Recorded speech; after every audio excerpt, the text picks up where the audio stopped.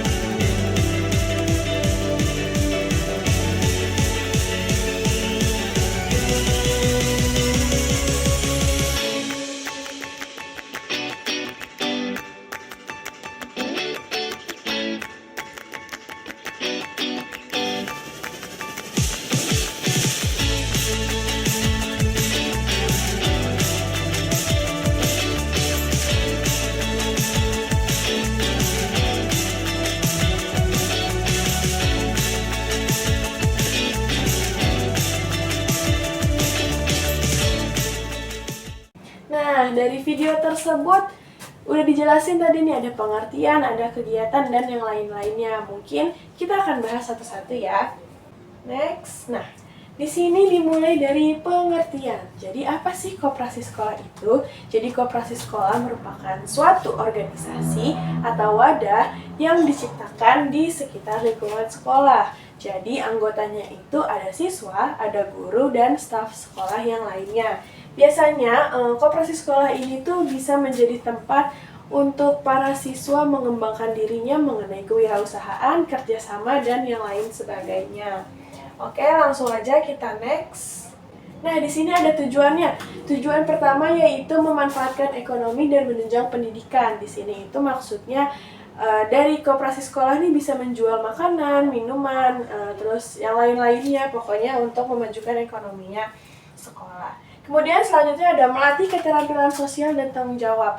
Dengan mengikuti organisasi koperasi sekolah, pastikan kita akan berinteraksi dan juga melakukan tugas dengan tanggung jawab. Selanjutnya yang ketiga yaitu menyediakan perlengkapan keperluan belajar mengajar. Kayak yang tadi, bisa aja menjual buku, alat tulis, terus perlengkapan seragam, dan lain sebagainya. Next. Oke, selanjutnya di sini di slide ini itu ada ciri-ciri koperasi sekolah. Jadi ciri-ciri koperasi sekolah itu, koperasi ini tuh tidak memiliki badan hukum ya. Jadi dia cuma cukup ada di sekolah. Kemudian anggotanya itu siswa yang masih sekolah. Jadi kalau misalkan udah lulus, misalkan nih kamu Tika udah lulus, nanti setelah lulus kamu udah bukan lagi anggota koperasi sekolah. Oke, next. Nah, di sini ada nih, kalian bisa lihat ya di sini di layar, yaitu ada hak dan juga kewajiban anggota koperasi. Jadi haknya itu ada memilih dan dipilih sebagai pengurus, kemudian memberikan saran baik diminta ataupun tidak, tapi lebih baik tidak diminta ya.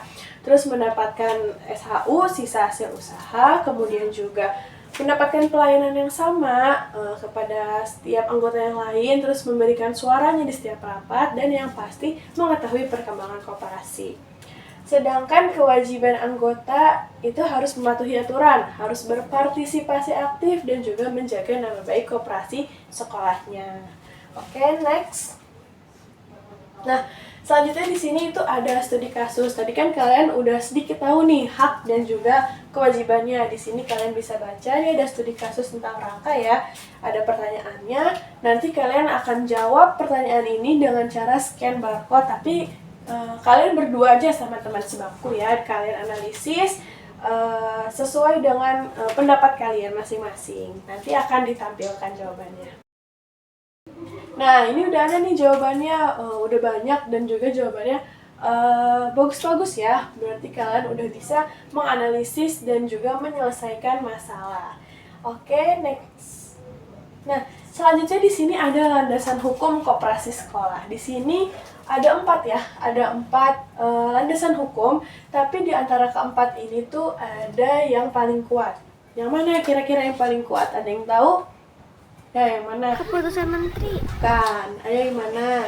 Undang-undang. Nah, iya benar. Jadi yang paling kuat itu yang Undang-Undang Nomor 25 Tahun 1992 tentang Pengkoperasian. Sebenarnya sama-sama kuat, tetapi kenapa lebih kuat? Karena undang-undang ini kan yang mengatur segala kegiatan ya. Nah, karena ini tentang perkoperasian, jadi meskipun koperasi sekolah ini tidak berbadan hukum, tetapi untuk prinsipnya, ketentuannya itu masih menyesuaikan dengan undang-undang. Oke, next. Nah, selanjutnya di sini ada jenis kegiatan. Jadi ada 3 jenis kegiatan utama di koperasi sekolah. Yang pertama itu usaha pertokoan. Usaha pertokoan itu apa aja? Contohnya kayak tadi yang jual alat tulis, terus buku-buku, bahkan yang menjual makanan dan minuman. Itu yang usaha pertokoan. Terus yang kedua ada usaha simpan pinjam. Jadi usaha simpan pinjam ini kita sebagai anggota bisa meminjam uang di koperasi sekolah. Contohnya ibu akan meminjam uang gitu karena butuh. Jadi ibu bisa nih minjam di koperasi sekolah tapi mengikuti ketentuan dan syarat-syaratnya. Kemudian yang ketiga yaitu ada usaha jasa. Usaha jasanya apa aja? Mungkin bisa fotokopi ya, kayak fotokopi, terus print, penjilitan, dan yang lain sebagainya. Oke, next. Nah, di sini ada tantangan koperasi sekolah ya. Di sini yang pertama itu ada kurangnya fasilitas, bantuan, dan juga pengawasan. Jadi maksudnya di sini tuh kekurangan fasilitas, terus juga bantuan. Misalnya di setiap koperasi sekolah itu ada aja yang nggak jalan atau mungkin fasilitasnya kurang sehingga barang-barang di koperasi itu tidak cukup banyak. Terus kemudian kurangnya penghargaan dan insentif bagi koperasi yang berprestasi. Jadi ada beberapa koperasi di sekolah itu yang berprestasi, yang bisa menghasilkan banyak uang gitu ya, yang bisa mengharumkan nama sekolah, tapi yaitu tidak diberi penghargaan. Jadi makanya banyak koperasi-koperasi di sekolah itu yang sudah tidak aktif lagi. Terus selanjutnya yang ketiga yaitu kurangnya partisipasi anggota. Jadi banyak siswa yang kurang aktif berpartisipasi, baik itu dari pengurus ya, dari pengurus maupun siswa-siswa lain yang terlibat di sekolah, misalnya tidak membeli di koperasi dan lain sebagainya. Oke, selanjutnya. Nah, ternyata udah habis, sudah. Terima kasih. Mungkin di sini ada pertanyaan. Kalau misalkan kalian ada pertanyaan, boleh tadi yang belum paham yang mana. Ada atau enggak? Kalau nggak ada, kita lanjut aja ya. Katanya udah habis, tapi lanjut, nggak apa-apa. Di sini Ibu akan bagikan LKPD, yaitu tugas. Jadi tugasnya ini adalah tugas individu yang harus kalian kerjakan hari ini juga. Nanti dikumpulkan hari ini ya, Ibu kasih waktu 10 menit dari sekarang. Jadi tugasnya apa sih? Tugasnya ini kalian harus mencocokkan satu kosakata dengan definisinya dari yang tadi kalian sudah pelajari. Tapi kalian boleh juga nih searching di handphone masing-masing mengenai ciri-ciri, manfaat, tujuan, dan lain sebagainya mengenai koperasi sekolah. Jadi ini akan Ibu bagikan ya, nanti dikumpulkan. Nah, karena di sini kalian udah ngumpulin nih hasil jawaban kalian. Jadi mungkin Ibu rasa udah cukup ya pertemuan kali ini. Tadi membahas tentang manajemen koperasi. Jadi di koperasi itu punya banyak ketentuannya, ada hak dan kewajibannya juga. Jadi kalau kalian yang mau ikut organisasi koperasi sekolah itu bisa banget supaya kalian bisa belajar berwirausaha. Oke, mungkin tanpa berlama-lama ya, karena waktunya juga udah mau habis. Jadi sebelum Ibu tutup, di sini jangan lupa untuk minggu depan kalian harus membaca terlebih dahulu dan mencari tahu tentang struktur organisasi koperasi sekolah.